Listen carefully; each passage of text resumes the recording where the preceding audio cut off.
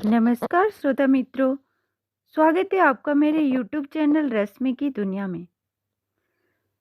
आज हम वाचन करेंगे इग्नू के पाठ्यक्रम के एक और विषय वस्तु हिंदी गद्य साहित्य BHDC 134, जिसका आखिरी यानी अंतिम पाठ्यक्रम में है कुबेरनाथ राय के द्वारा लिखित एक निबंध, जिसका शीर्षक है सहस्र फणों का मणि दीप। उसका अंतर्वस्त्रु और विश्लेषण करेंगे। कुबेरनाथ राय हिंदी के प्रतिष्ठित ललित निबंध लेखक हैं।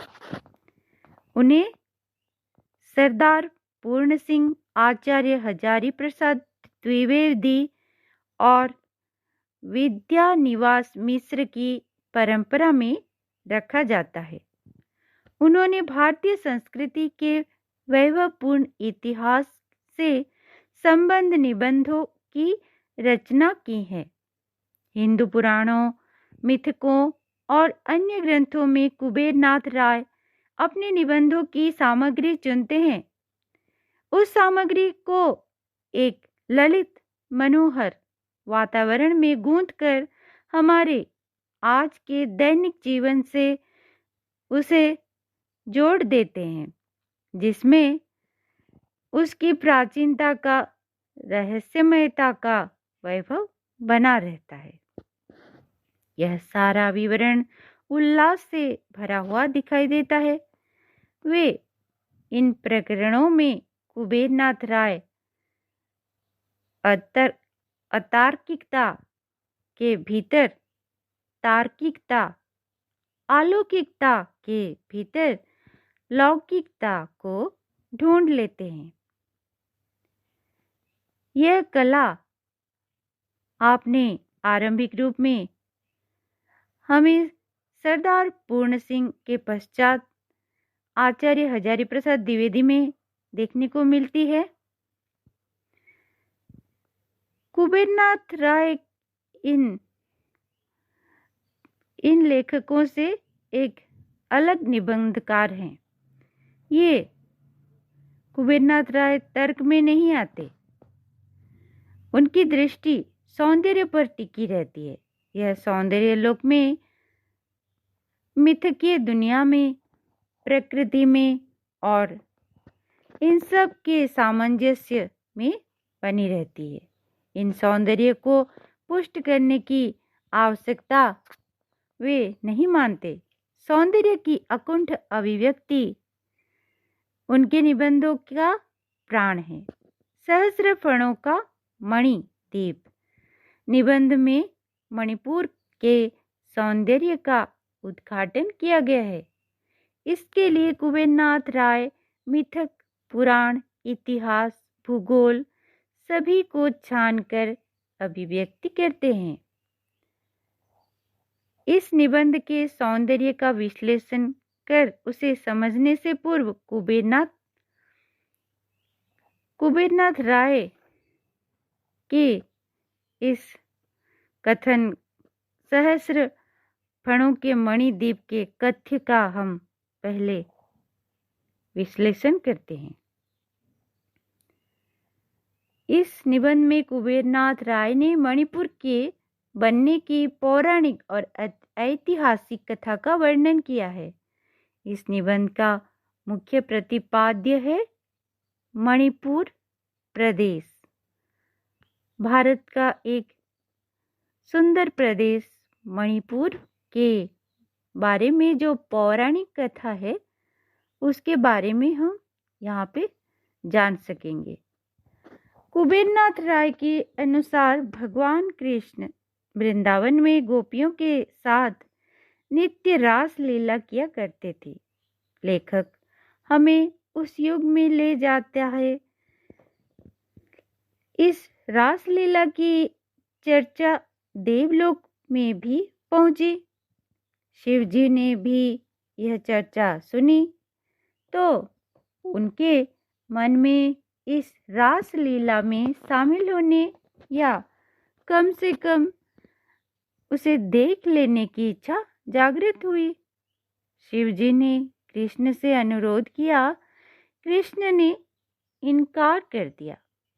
मिथकीय कथाओं के अनुसार शिवजी के 3 नेत्र थे और इस तीसरे नेत्र से अग्नि निकलती है जो सामने वाले को भस्म कर देती है। इसी अग्नि से प्रेम के देवता कामदेव जलकर भस्म हो गए थे।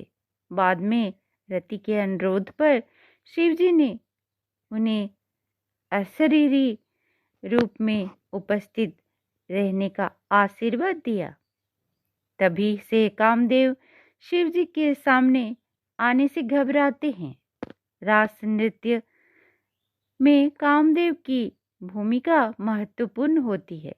इसी तरह नर्तकियां भी शिवजी की उपस्थिति से असहज महसूस कर रही थी। इसके अलावा इस रास नृत्य में एक पुरुष कृष्ण तो होते ही थे, अन्य पुरुष की उपस्थिति रस में विघ्न पैदा कर सकती है। इन्हीं बातों का विचार करके शिवजी के आने से असहज अनुभूत कर रहे थे। बहुत अनुनय विनय के बाद यह तय हुआ कि शिवजी वहां आ तो सकते हैं, लेकिन वे इस रास नृत्य को देख नहीं सकते। उन्हें वहां पीठ करके खड़े होने की अनुमति मिली, जिसे शिवजी ने स्वीकार कर लिया। शिवजी को यह नृत्य बहुत पसंद आया। शिवजी यहाँ से पुनः कैलाश पर्वत पहुँचे, जहाँ उनके निवास स्थान है। वहाँ उन्होंने देवी पार्वती से नृत्य करने का प्रस्ताव रखा। वे दोनों ऐसी वृंदावन जैसी शांत, एकांत और मनोरम भूमि की खोज में निकले। ऐसी खोज में दोनों मणिपुर की उपत्यका के एक गिरिशृंग पर उतरे। यहाँ उन्हें मानसरोवर से भी कई गुना बड़ा स्वच्छ तालाब दिखा। चारों तरफ पानी ही पानी। यह देखकर देवी भगवती ने कहा कि यहाँ तो जल ही जल है, नृत्य के लिए तो भूमि चाहिए, जो यहाँ है ही नहीं। शिवजी ने जब त्रिशूल से आघात किया, इस आघात से भीतर का जल बाहर निकला और वह जल मणिपुर नदी या इम्फाल नदी के रूप में बहने लगा। यह नदी बहती हुई बर्मा के में प्रवेश करने लगा तो वो सिंधुविन में जा मिलती है और फिर ये दोनों नदियां इरावती में मिल जाती हैं। इस प्रकार मणिपुर की यह सुवर्ण भूमि प्रकट हुई। इस आदिम नृत्य के लिए स्वर्गलोक से 9 अप्सराएं उतरी और मणिपुर की 9 पर्वतमालाओं पर एक एक अप्सरा नृत्य करने लगी। सारा एकांत नृत्य मुखर हो उठा। आकाश मंडल के तारागण पंक्तिबद्ध होकर खड़े हो गए। काल का प्रवाह थम गया। अनंत विस्तार वाला दृश्य सिमटकर मणिपुर के चारों ओर इकट्ठा हो गया। इस महान नृत्य में प्रकाश उत्सव मनाया शेषनाग ने। वे पाताल से आकर नृत्य भूमि के बीचों बीच वे अपने 1000 फणों पर 1000 मणि दीप उठाकर स्थिर हो गए। उसी सहस्त्र भूमि दीप की स्मृति में इस क्षेत्र का नाम पड़ा मणिपुर। शेषनाग के इस रूप पर टिप्पणी करते हुए कुबेरनाथ राय ने अपने स्थापित किया कि शेषनाग के अनंत फण काल के प्रतीक हैं और अनंत काल पुरुष इस नृत्य के साक्ष्य में एक बिंदु पर कुंडली मारकर बैठ गया। स्तब्ध होकर, प्रभावहीन, गतिहीन होकर और अपने माथे पर हजार हजार आरती दीप जलाकर कौन स्थापित हो गया? शेषनाग का अनंत फण स्थापित हो गया। पुराण से इतिहास में संक्रमण।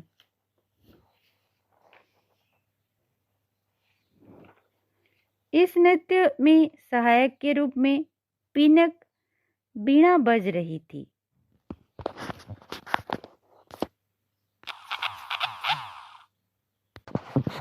इसी अवसर पर शिव ने विशेष प्रकार के मृदंग का आविष्कार किया, जिसे पंखोला या पंखोल कहा जाता है।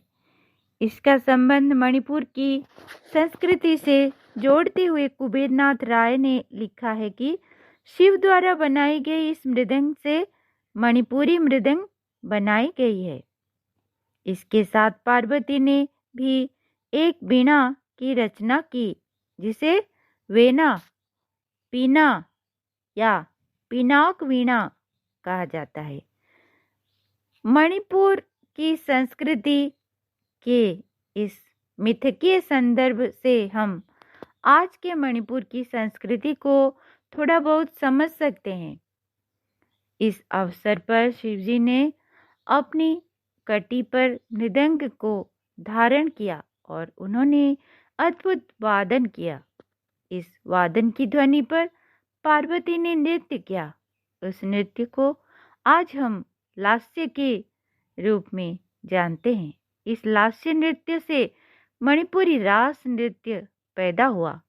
इस पूरे प्रकरण के पश्चात कुबेरनाथ राय इस निष्कर्ष पर पहुंचते हैं कि मणिपुर मूलतः पूरे प्रकरण के पश्चात मणिपुर मूलतः शिव के रास नृत्य की भूमि रहा है। इसी शिवरस पर वर्तमान कृष्ण रास का आरोपण और विकास तो हाल की घटना है, 18वीं सदी की। मणिपुर के अंदर शताब्दियों से प्रचलित सारे कोमल वृत्ति प्रधान नृत्य इसी के अंदर अंतर्भुक्त कर दिए गए। आधुनिक मणिपुरी रास नृत्य आर्यवंशी यादवों की रास और किरात वंशीय मणिपुरियों के लास्य की सम्मिश्रण है। भारतीय नृत्य के इतिहास में लास्य के साथ तांडव नृत्य की भी चर्चा होती है। भारतीय नृत्य के इतिहास में लास्य के साथ तांडव नृत्य की भी चर्चा होती है। तांडव का संबंध भगवान शिव से है। इसी भांति शिव ने अपने 2 हाथों से मृदंग वादन करते हुए और शेष 2 हाथों से डमरू तथा त्रिशूल का संचालन करते हुए जिन पुरुषोचित नृत्यों का प्रतिपादन किया वे तांडव कहलाए और उसी तांडव के हल्के फुल्के रूप मणिपुरी लोक नृत्यों तथा लाई हारोबा में मणिपुरी प्रदेश के कुकी, नागा आदि जनजातियों के युद्ध नृत्य, शिकार नृत्य, बर्छा नृत्य आदि में आज भी प्रचलित है। तांडव के ये लोकायत संस्करण अपने शुद्ध रूप में पड़ोस के नागाओं में मिलेंगे। कुबेरनाथ राय बड़ी बारीकी से मणिपुर की मिथक से इतिहास में प्रविष्ट करवा देते हैं। मणिपुर का पहला राजा चंद्रभानु गंधर्व था। उसकी वंश परंपरा में चित्रांगदा नामक राजकन्या का जन्म हुआ। इस कन्या का निद्रा विजयी अर्जुन से युद्ध हुआ। इस कन्या का युद्ध किससे हुआ? निद्रा के विजयी अर्जुन से हुआ। इस युद्ध में अर्जुन पराजित हुए। कुछ लोगों का कहना है कि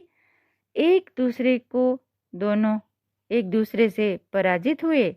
इस चित्रांगदा का एक पुत्र हुआ। वो था बब्रुवाहन।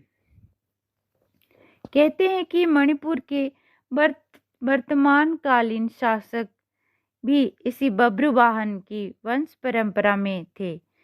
यो इतिहासकार कहते हैं कि यह बात नहीं, वे थे नागा राजकुमार, परंतु 18वीं सदी के में एक रामानंदी सन्यासी शांतिदास ने आकर राजा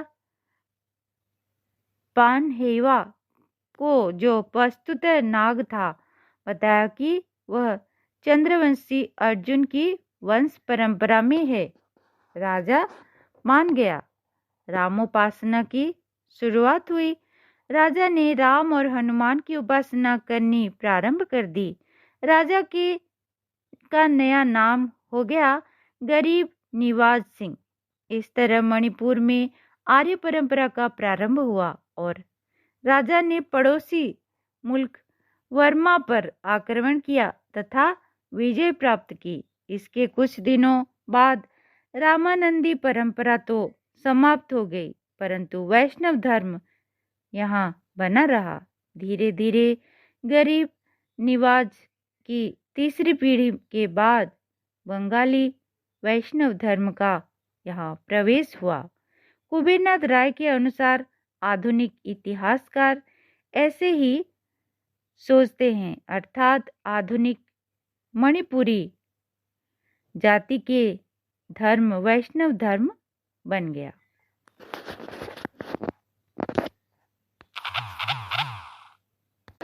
इसके आगे हम इस निबंध की शैली के बारे में जानकारी प्राप्त करेंगे। कुबेरनाथ राय का यह निबंध कहानी और निबंध का एक मिश्रण है, कल्पना और विचार का समन्वय है तथा तथ्य और वास्तविकता का मिला जुला रूप है। इस निबंध के प्रारंभ में मेघ का आगमन होता है। यह मेघ कामरूपी यायावर मेघ है। यह मेघ ही पाठकों को मणिपुर के संबंध में जानकारी देता है। कुछ कहानी कहता है, कुछ संस्मरण सुनाता है, कुछ इतिहास, मिथक और भूगोल में घुमाता है। इतना तो स्पष्ट है कि मेघ धरती को, मणिपुर के इतिहास, भूगोल को ऊपर से उड़ता हुआ देखता है। वह स्वयं भी पल पल परिवर्तित होता रहता है। निबंध जहाँ कहानी का रूप धारण करता है, वहाँ हमारे सामने दो पात्र आते हैं, एक मेघ जो कहानी कहता है और दूसरा काबुई कन्या जिसका नामकरण मेघ दामिनी के रूप में करता है। मैं क्या हूँ, मैं कह नहीं सकता। इस अनिश्चयात्मक वाक्य के निबंध का प्रारंभ होता है, मैं क्या हूँ, मैं कह नहीं सकता। यह वाक्य से निबंध का प्रारंभ होता है। वह बताता है कि नील आकाश में वह निरंतर अपनी आकृति बदलते हुए चल रहा है।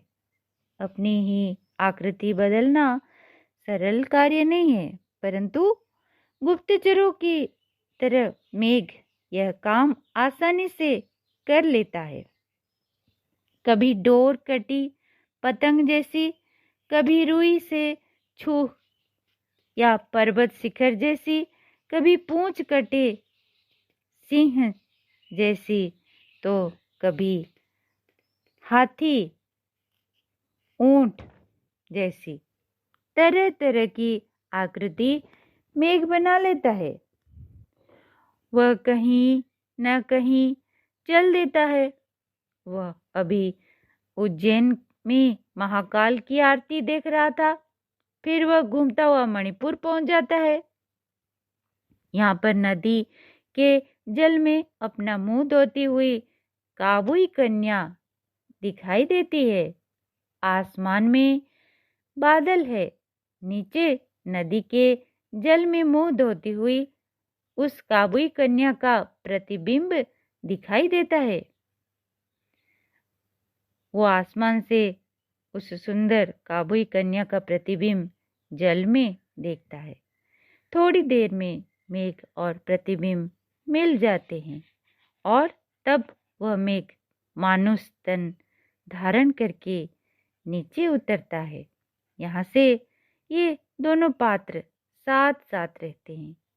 काबुई मणिपुर की उस जाति की कन्या है जो चारणों और भाटों की तरह गीतों और कथाओं को अपने कंठ में बसा लेती है। उसके सौंदर्य पर मुग्ध मेघ कहता है कि उसकी अंग कांति शुद्ध पिघले स्वर्ण की तरह थी, जिसका रूप तीक्ष्ण तलवार जैसा तरंगित था, जिसकी भंगिमा काल प्रवाह पर दृष्टि शासन करने वाली रानियों जैसी थी। ऐसी अद्भुत अपूर्व काल्पनिक काबुई कन्या बादल के साथ है। अब मैं उसी के साथ चल रहा हूं।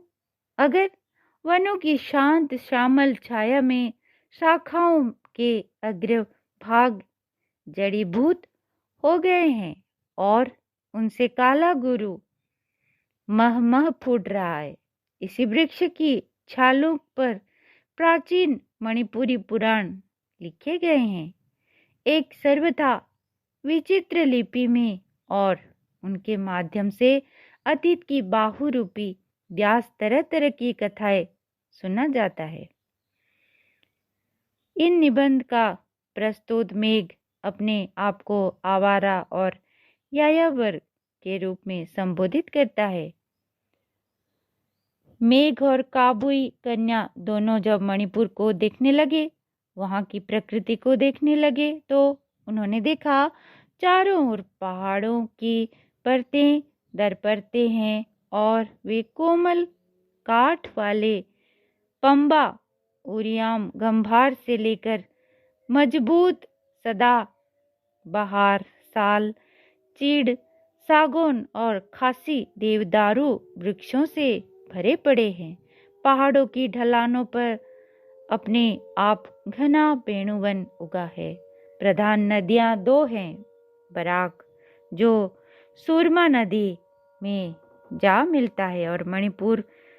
दूसरा नदी का नाम है इम्फाल जो सिंधुविन में जा मिलता है। नदी के आंचल में अगरू वृक्षों का वन, जिसके पत्ते श्याम हरित वर्ण के होते हैं और जिनकी शाखा के अंतिम छोर पर काला गुरु कृष्ण का आयुभूत की तरह फूटता है, जिससे सारा अंचल मह मह महकता है। यहाँ की भूमि पर पेड़ आसानी से लगते हैं, कृषि के लिए उपयोगी नहीं है। ऐसी जानकारियां भी दोनों बीच बीच में देते हैं। इस तरह कुबेरनाथ राय ने अपने आप को अपने से अलग करके मेघ में रूपांतरित कर दिया है। फिर उसी के भीतर से एक काल्पनिक कवि कन्या काबुई कन्या को रूपांतरित कर दिया है। अंत में यह भी स्पष्ट किया है कि काबुई कन्या मेघ के भीतर स्थिर वज्र का रूपांतरण है। इन दोनों के जादुई विचरण, निरीक्षण, अनुभव और अनुसंधान को लेखक ने अतीव कुशलता और मनमोहक ढंग से शब्दबद्ध किया है। सहस्त्र फणों के मणिद्वीप, मणिपुर की रोमांचक कहानी इस प्रकार निबंध की विधा में रूपायित हो गई। समापन स्वरूप में सहस्त्र फणों के मणिद्वीप की भाषा के बारे में कुछ हम अभी अध्ययन करेंगे। सहस्त्र फणों का मणि एक महत्वपूर्ण भारतीय ग्रंथ है जो हिंदू धर्म के प्रमुख ग्रंथों में से है। यह ग्रंथ की भाषा अत्यंत सुंदर और अर्थपूर्ण है, जिसमें हमें आदर्शों, विचारधारा और आचार व्यवस्था के महत्वपूर्ण तत्वों का विचार लिए गए हैं। सहस्त्रफणों का मणिद्वीप की भाषा विशेष रूप से यह दिखाती है कि वेदों, उपनिषदों भगवद गीता और अन्य प्रमुख धार्मिक ग्रंथों में व्यक्त किए गए आदर्श और सिद्धांतों को यहाँ संक्षिप्त और स्पष्ट रूप में प्रस्तुत किया गया है। इसके माध्यम से मनुष्य आदर्शपूर्ण जीवन कैसे जी सकता है इसका अनुभव कर सकता है और उच्चतम ध्येयों को प्राप्त कर सकता है। सहस्त्रफणों का मणिदीप गहरे आध्यात्मिक अर्थों और मानव जीवन के महत्वपूर्ण पहलुओं को छूने वाली अद्वितीय भाषा में लिखा गया है। इसका अध्ययन करने से हमें जीवन के सभी पहलुओं को देखने की क्षमता प्राप्त करते हैं और एक आदर्शपूर्ण जीवन की ओर प्रगति करते हैं। इसी के साथ ही मेरा आज का ये वाचन समाप्त होता है। आशा करती हूँ आपको धन्यवाद श्रोता मित्रों। आशा करती हूँ आपको इस कहानी के माध्यम से सहस्त्रफणों के मणि के दीप की इस निबंध के बारे में थोड़ी बहुत जानकारी प्राप्त हुई होगी। धन्यवाद।